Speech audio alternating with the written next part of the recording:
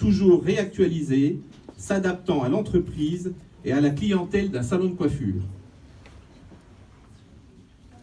Je tiens à remercier les chefs d'entreprise, artisans, pour l'accueil salué par nos élèves en période de stage et l'étroite collaboration avec l'équipe pédagogique pour procéder aux évaluations nécessaires à l'obtention du CAP.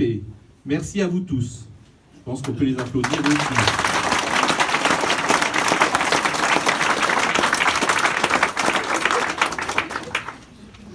Mais derrière ces mots, il existe une équipe pédagogique et administrative investie dans leur mission de formateurs et d'adultes référents, qui, au quotidien, développe chez l'élève la motivation en le responsabilisant afin d'accroître son autonomie par une dynamique de projet et le rend acteur de sa réussite.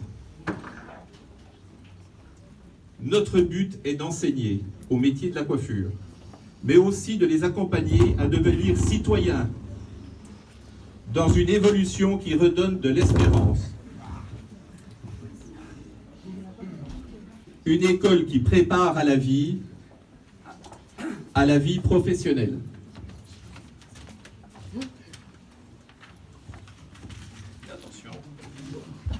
Un grand bravo pour leur implication. On peut les applaudir.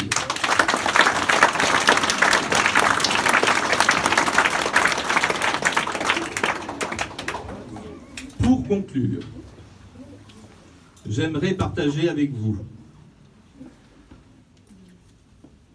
Au début de ma carrière, j'ai été l'assistante de Madame Judith Sutherland, qui m'a fait une remarque bienveillante qu'elle-même tenait de Monsieur Vidal Sassoon, grand coiffeur anglais.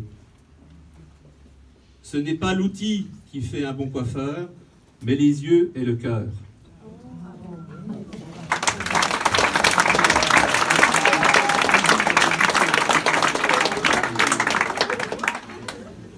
Alors, Olivia, bon, t'as des beaux yeux, toi. Et en plus, t'as de la chance parce que la famille Provost a du cœur. Donc ça, c'est bien.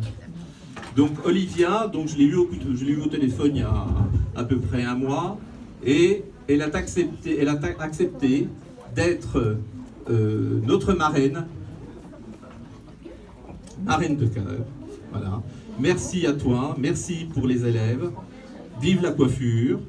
Et pour cela, on t'a fait un petit cadeau, 2 beaux livres de la ville de Besançon, sur la ville de Besançon, les anciennes cours, hein, et puis aussi de très belles photos de notre belle cité que tu ne connaissais pas, voilà, et que tu découvres aujourd'hui.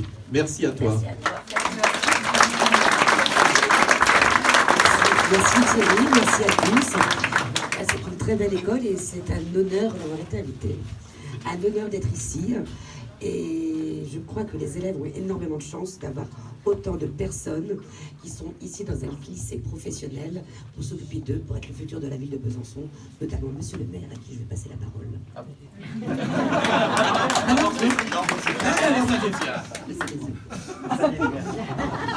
Monsieur le... Merci beaucoup. Vous me permettrez d'écourter un peu la liste du début. Monseigneur, Monsieur le maire, Monsieur le directeur interdiocésain, membres de la communauté éducative et amis de l'école de coiffure et du lycée Cordier, chers étudiants et apprentis, mesdames et messieurs, tout d'abord, je vous prie d'excuser le provincial qui vous salue tous amicalement. Il me charge de vous annoncer sa prochaine venue. Je suis heureux de le représenter ici avec le père Xavier Ernst, qui était là ce matin et qui est intervenu devant les élèves, et avec aussi monsieur Régis Van den Bogaard, quelque part derrière, un de nos délégués de tutelle qui a eu la joie de pratiquer la visite de tutelle dans cet établissement. C'est dans le courant de l'année scolaire 2009-2010, d'après mes sources, que des échanges ont eu lieu entre monsieur Cordier, la direction interdiocésaine et les Salésiens de Don Bosco en vue de la création d'un lycée professionnel de coiffure, membre de l'enseignement catholique et du réseau de Don Bosco. La rentrée 2010-2011 a donc marqué ce début d'un nouvel établissement composé de 2 classes et permettant l'accès à un unique diplôme, le CAP Coiffure. Nous sommes dans la 9e année, si je compte bien, avec déjà bien du chemin parcouru. Évidemment, le petit lycée a su s'appuyer sur l'école Cordier, qui est une structure solide et expérimentée. Pour accueillir les lycéens, les enseignants ont dû s'adapter à un nouveau public, à de nouvelles exigences didactiques, à un nouveau référentiel. La progression a été bonne, car l'équipe est professionnelle et s'engage pour la réussite du projet, mais surtout pour la réussite de chaque élève. Évidemment, quand il s'est agi de trouver la personne du réseau Don Bosco qui accompagnerait cet établissement, le sort est tombé sur le régional de l'étape. Étant originaire du Doubs, j'ai pris la suite du père Bello, qui avait veillé à la naissance, en lien avec M. Cordier, M. Pillot et M. Turina. L'enfant a bien grandi. Il s'est fortifié, il a mûri et il vient donc de déménager. Nous sommes heureux de nous retrouver en ce jour dans des locaux rénovés qui sont bien adaptés à l'activité de l'école et du lycée professionnel Cordier. Ils sont clairs, vous pouvez le constater, bien pensés et bien situés, autant de gages de pérennité et sans doute aussi de croissance. Chacun peut en témoigner, l'établissement tient bien sa place dans le diocèse, dans la ville et aussi dans le réseau Don Bosco. La formation professionnelle de qualité est assortie d'une ouverture pastorale, notamment grâce à M. Villemin qui veille à des temps et des propositions adaptées, tant de dialogue et de réflexion, d'ouverture et de rencontre qui ouvrent au sens, comme nous en avons connu ce matin même. Pour toutes ces raisons, nous félicitons l'équipe éducative et administrative, brillamment conduite par M. Turina. Nous avons évidemment une pensée pour Bernard Cordier, qui serait sans doute heureux de partager ce moment avec nous. À vous tous, merci pour votre engagement.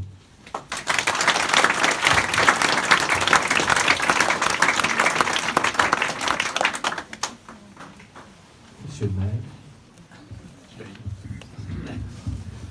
Bien, mesdames, messieurs, monseigneur, monsieur le directeur de l'enseignement catholique, mon père, monsieur le directeur, mon cher Thierry, mesdames, messieurs, chers amis, c'est avec beaucoup de plaisir que je suis ici, effectivement, donc aujourd'hui, pour l'inauguration de cette école.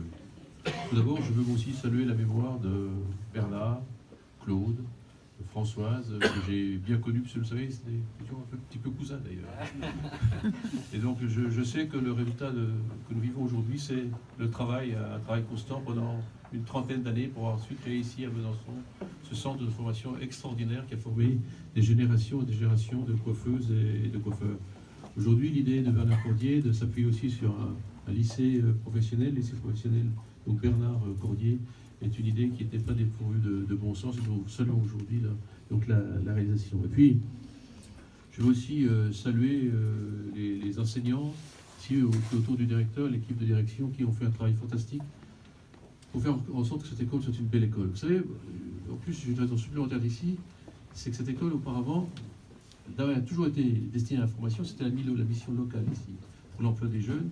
Effectivement, comme président d'Artia, nous avons entré en contact avec Thierry Turina qui cherchait des locaux, et puis je crois que l'aménagement qui était fait ici, c'est quelque chose de remarquable, quelque chose d'une grande qualité. C'était pas facile à aménager, il y avait beaucoup de contraintes, mais vous y êtes arrivé tout simplement parce que vous aviez la volonté de le faire, parce que vous saviez qu'il fallait aller au-delà, passer une étape supplémentaire, et vous l'avez fait. Bravo à toutes et à tous, bravo aussi aux élèves, aux équipes d'enseignants, je l'ai dit, et puis aussi je salue les parents qui sont certainement, un certain nombre de parents sont là aujourd'hui, ils sont heureux qu'effectivement leur enfant soit ici dans ce centre bien accueilli avec beaucoup de valeurs morales, éducatives rassemblées autour. Et puis, on parle beaucoup actuellement de l'apprentissage. On vous dirait, ça fait 30 ans, 40 ans, 50 ans qu'on parle beaucoup d'apprentissage. Mais c'est bien, parce que c'est un exemple, effectivement, comme quoi, lorsqu'on veut s'appliquer, lorsqu'on veut travailler, on peut effectivement, dans ces métiers de la coiffure, avoir un véritable avenir, un véritable devenir. à force de travail, on n'a rien sans rien, on n'a rien sans travail.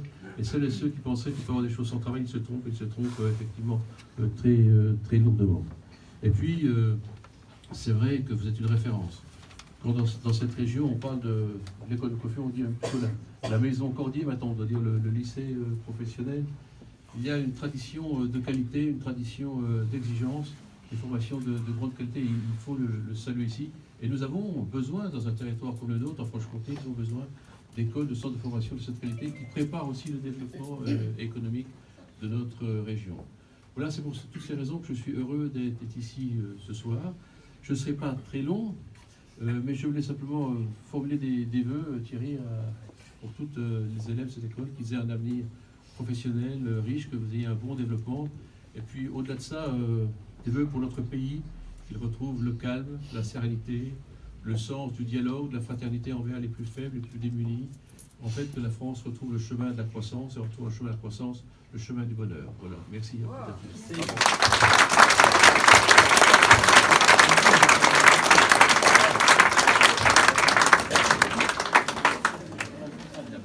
Voilà, n'ayez pas trop peur, je vais essayer aussi d'être pas trop long. Monsieur le maire, monsieur le directeur enseignement catholique interdiocésain pour le diocèse de Franche-Comté, monsieur le représentant de la tutelle, vous l'avez dit chez vous en Franche-Comté, monsieur le directeur, l'ensemble des membres de l'équipe éducative.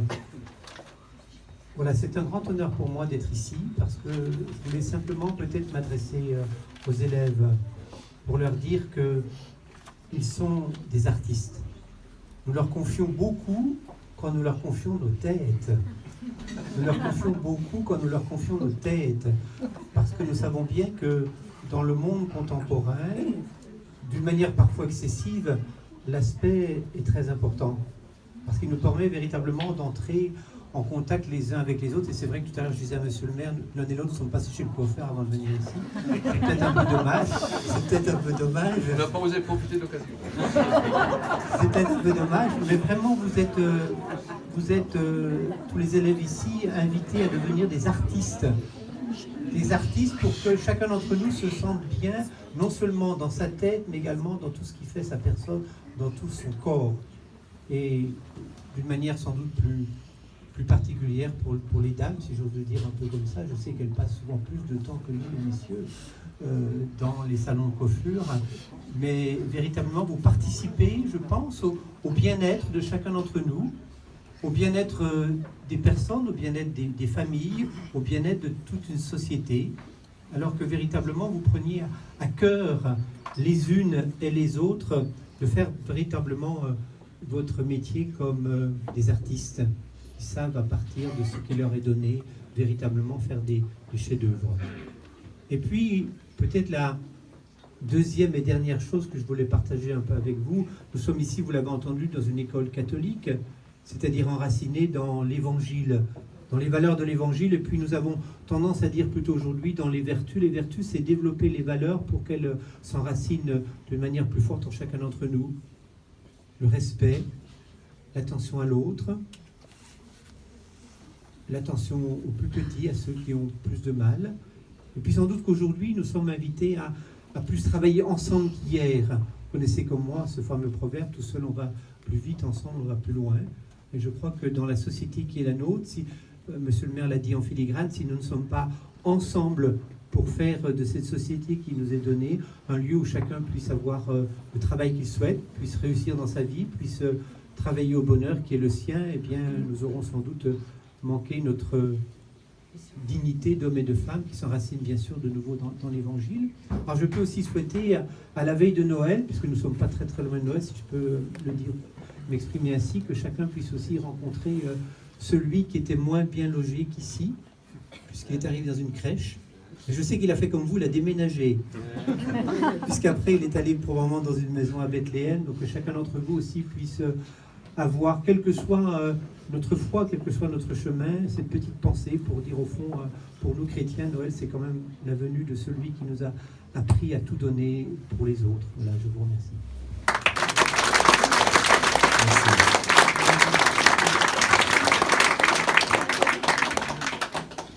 Maintenant, je pense que c'est le moment de convivialité. Voilà, donc je vous invite à boire le verre de l'amitié.